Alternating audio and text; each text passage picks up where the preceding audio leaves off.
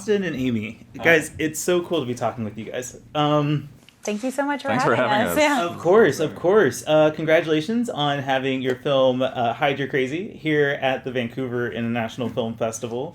I just want to start, because we ran into each other yesterday, I want to start off by getting an idea of how your VIFF experience is going. Tell me, have you guys seen a bunch of movies? How's touring Vancouver? How is everything so far? So we got in at scattered times, but yesterday was the day that we all were like fully together again. So I think the first thing we did was get delicious Chinese food at Kirin. Too much, probably. We were like almost a little bit napping at the beginning of the Promised Land, but it woke us up right away. And Promised Land was a good film, one that I was really invested in. So interesting story. No, it woke me up. Maybe the first minute or two, I was like reading subtitles and very full of noodle soup, but no, it picked us up. But no, we actually, Amy-Helene and I, we had a really nice time just walking around the city yesterday. She got in the morning, and we went to the VIFF Center. We sat in the park there, and it's my first time in Vancouver, so it's same. I haven't been in Vancouver either, and it's so beautiful.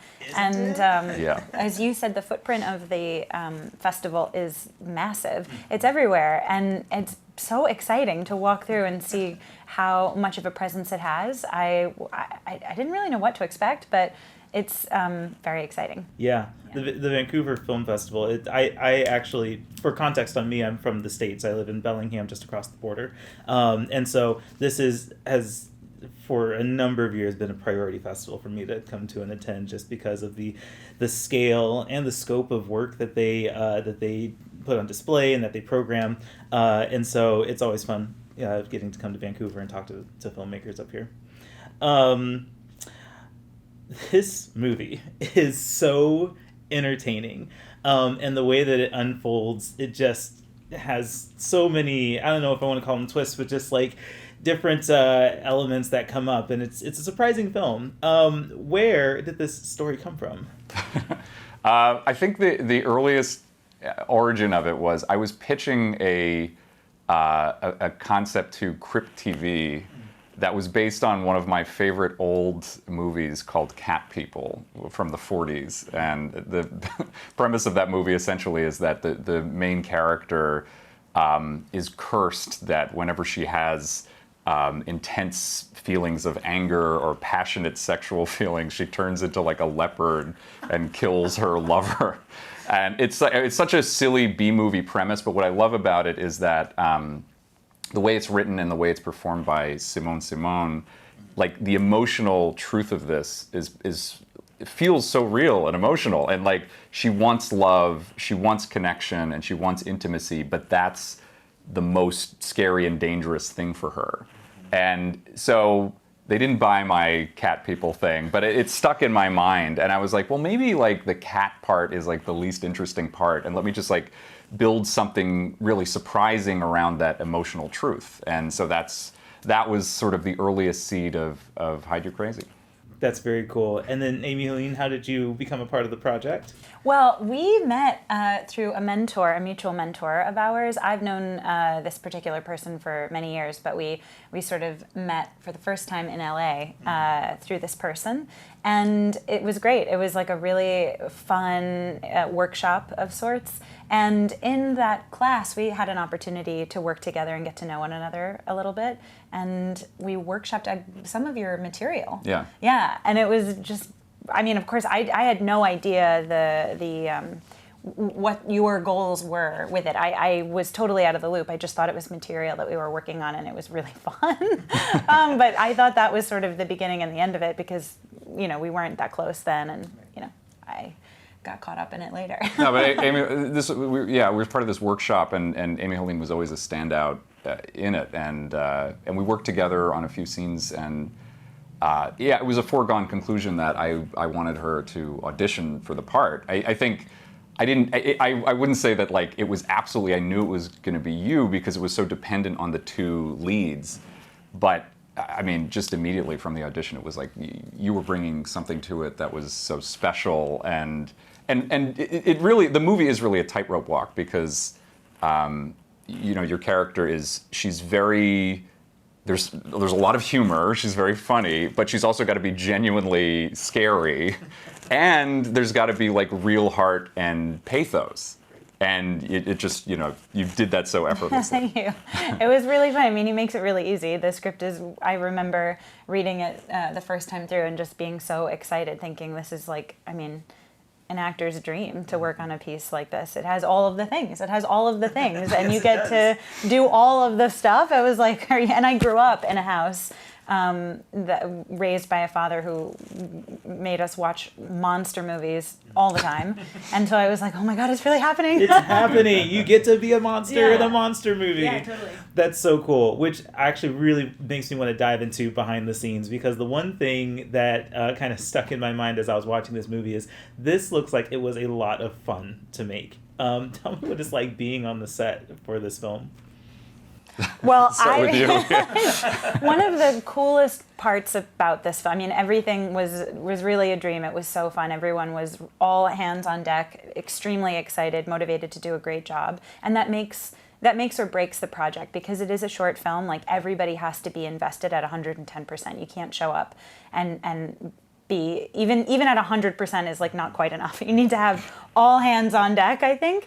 And we had the most amazing team to do all of the special effects, which I've never done before. Mm-hmm. So for me, getting the casts done and learning about that process, and then figuring out how do I incorporate this in a way that fulfills the vision, but also feels right, and embody it in a way that feels as authentic as I can make it. And I've never had an opportunity to work on anything like that before. And my involvement with special effects has mostly been as an observer from like CGI, from that sort of world, and getting to know it from a very creative, hands-on, sort of tactile, sensory place was amazing. So getting into that and getting out of it and sort of moving through that was unreal. Like, I'll never forget it. It was so fun. That's really cool. And Amy-Helene really had to bring a lot to this. I think that comes across, but like, months before we even filmed, like, to make this achievable, we had to take a plaster mold of your face and hands, mm-hmm. and that in and of itself was like an arduous process. That like they had to like put these little nose holes in this plaster, little straws, so she could breathe. And I'm like the ordeals she went through for this, of just like being in total darkness, barely able to breathe for like 10 minutes or whatever it was to get the mold, and then on set to do the effects, like. She had to be in like 4 hours of makeup. She had 3 different levels of transformation. For one of them, it was 4 hours. I think for another, it was like 2 hours to get the mask on. Yeah. And you're doing physical things. They were doing stunts. There's tackling and choking and throwing people into the wall. And on top of that, she has to be giving this full performance while all sorts of crazy things were going. Like, you had contact lenses that were falling out that wouldn't stay in her eye. You had fake teeth that were falling out. But what's so incredible is that when you see the film, there's no hint of that at all. And despite all of the prosthetics that she's under, like, there's a really emotional performance that you read very clearly through all of that. I remember that was something that, I mean, I was not necessarily involved in the creative vision of it, certainly from a design aspect rather, but I remember that being something you talked about quite a bit, that the ability to emote and see and feel, that was essential. We needed to make sure that through this monster transformation, real life, real feeling, real depth of person and hurt and vulnerability had to be able to come through whatever it was that we were building. And I thought, from a design and creative standpoint, that was like just mind-blowing, because I'm a novice in that world, and really being able to track that and see it from a design perspective was amazing. I mean, it really makes me want to dive into talking about horror films. That would be a very long conversation. But I admire that there was so much emphasis put on having that emotion built into it. I think that it's very easy in horror to kind of, be that B movie and be cheesy, have the jump scares, but kind of miss that emotional component to it. But I do think that like Hide Your Crazy does such a great job of getting that emotion across, especially especially towards the end. But on the subject of fun times on the set, I remember one part of the film that had to do with pig's blood.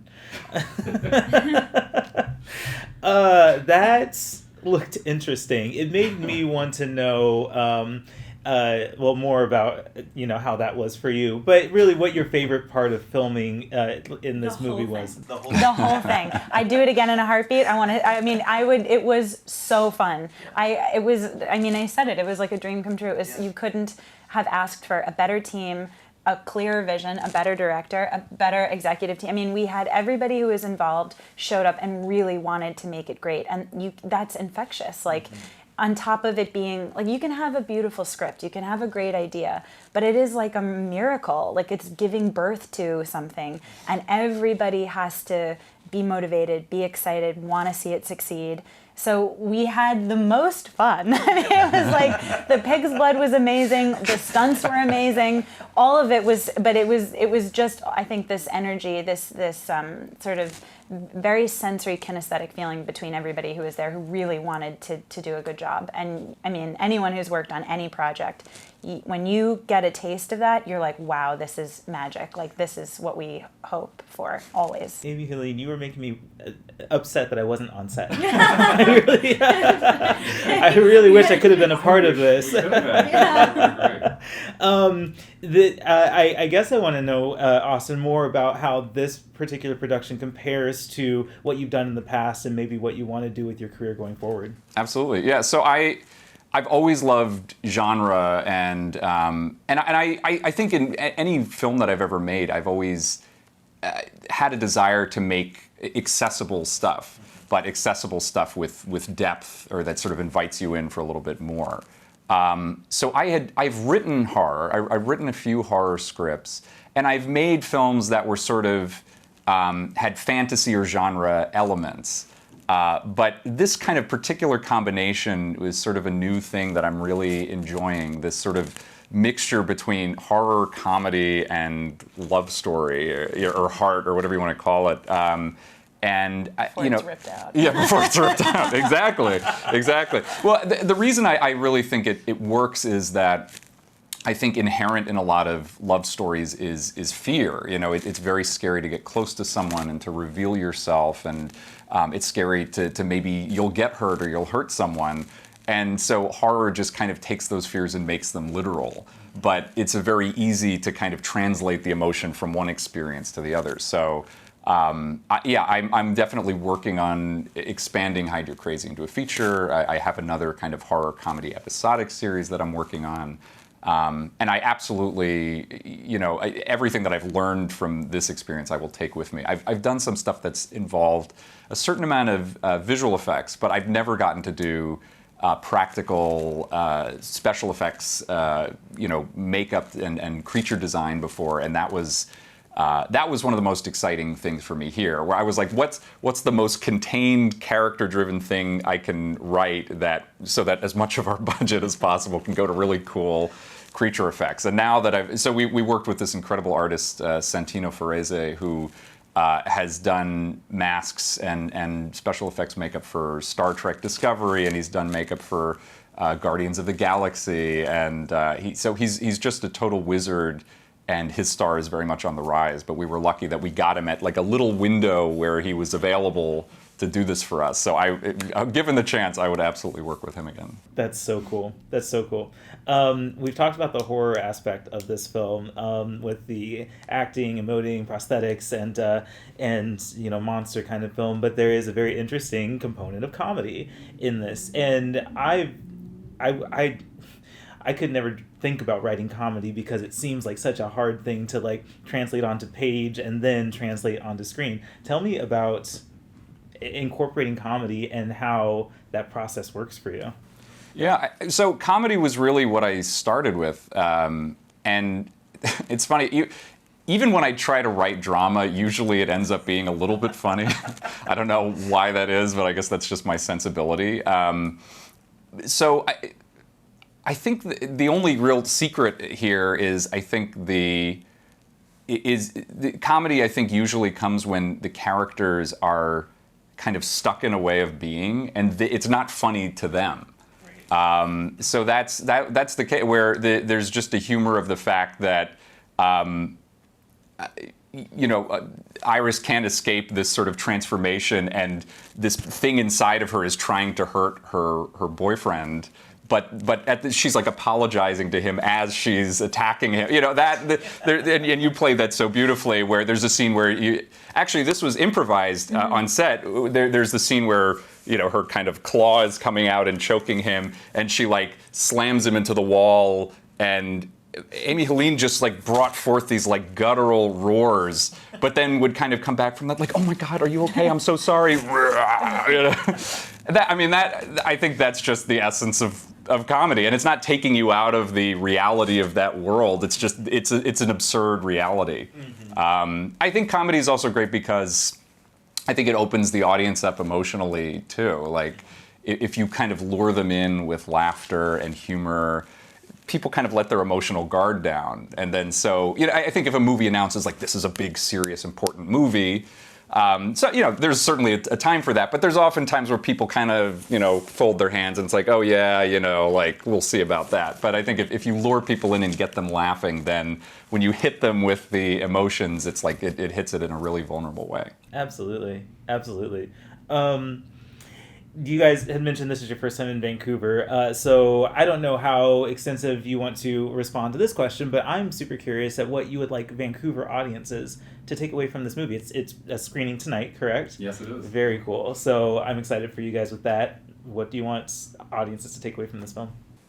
You want to go? I'm curious about what you want people to take away. Well, I think this maybe is kind of like, somebody could argue is like a basic answer, right? But I think it's the reason why everyone wants to make a movie.